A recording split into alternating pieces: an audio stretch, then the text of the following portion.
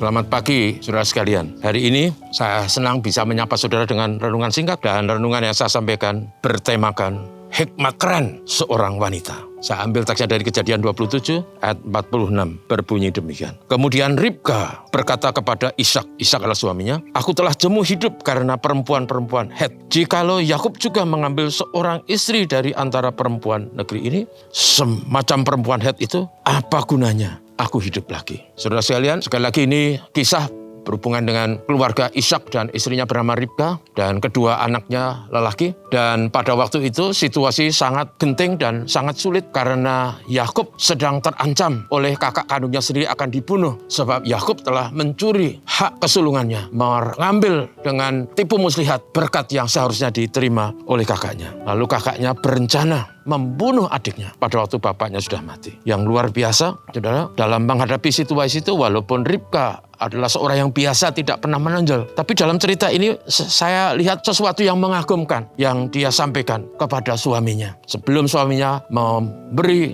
perintah kepada Yakub untuk melarikan diri ke Padan Aram, dia datang pada suaminya dan berkata, dia telah jemu untuk hidup karena kedua menantunya itu yang telah memberi banyak kesusahan. Dia berkata kedua menantu itu menjijikkan, dalam bahasa Inggris dipakai disgusting. Dan bahkan ia berkata jika Yakub nanti kemudian juga mengambil istri dari orang-orang seperti yang dilakukan oleh kakaknya Esau, dia berkata bahwa hidupnya akan sia-sia, tidak bermakna. Hidupnya akan tanpa arti, hidupnya sia-sia. Karena kedua menantu itu, seperti sebelumnya kita renungkan, adalah menantu-menantu yang menghadirkan kepedihan bagi kedua mertua. Kejadian 26.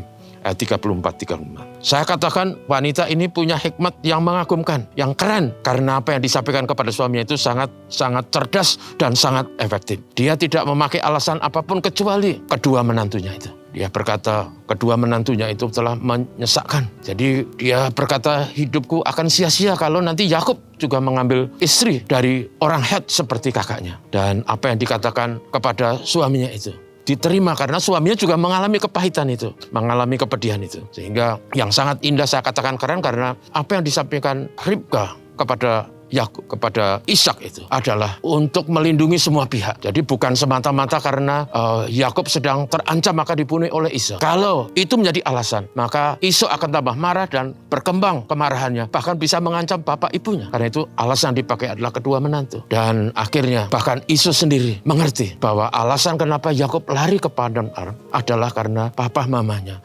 merasa kepahitan atas hidup kedua istrinya. Saudaraku, yang sangat menarik, apa yang dikemukakan Ribka itu cerdas, keren, dan sangat efektif, berhasil. Saudara ingat dalam perjalanan kemudian bahkan Esau bisa berdamai dengan Yakub dan Yakub diberkati dengan semua keadaan yang dialami. Nah, saudara sekalian, dalam hidup ini kadang-kala kita juga mengalami situasi seperti yang dialami oleh Ibu Ribka dan Ishak. Saya ingin kita harus hati-hati. Carilah kehendak Tuhan. Berdoalah, pikirkanlah matang-matang dalam mengambil keputusan supaya bisa melindungi semua pihak dan tidak membuat masalah menjadi tambah rumit dan membawa pahit. Tuhan menolong kita semua supaya kita hidup cerdas dalam mengambil keputusan yang penting, sama seperti Ibu Ribka. Tuhan berkati, selamat pagi, mari kita berdoa. Terima kasih untuk hari ini, berkatilah negeri kami. Sebentar lagi pemilu dan pilpres akan dilaksanakan. Tuhan berkati supaya tetap aman, tentram, dan diberkati Tuhan. Tolonglah supaya nanti pemimpin yang dipilih adalah pemimpin yang berkenan kepada. Berkatilah Indonesia, berkatilah negeri kami. Damai anugerah Tuhan atas Indonesia. Berkati juga kami semua hari ini. Bapa, terima kasih. Amin. Selamat pagi.